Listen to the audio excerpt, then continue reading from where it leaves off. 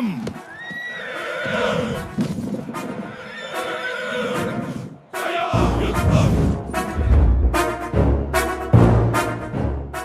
ఇది కేవలం యుద్ధం కాదు,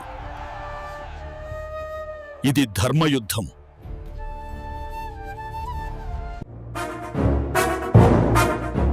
పితృవాక్యం రక్షించేందుకు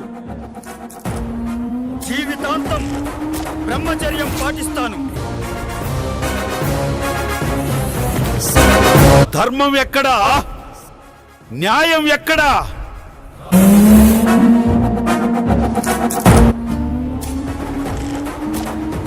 నువ్వు నా కొడుకువి కర్ణా. చక్రవ్యూహంలో ప్రవేశించగలను, కానీ అస్త్రం లేకుండా, కవచం లేకుండా. ఇదేనా నీ ధర్మం? ఇది నా పార్థసారథి ఇచ్చిన శపథానికి ఫలితం.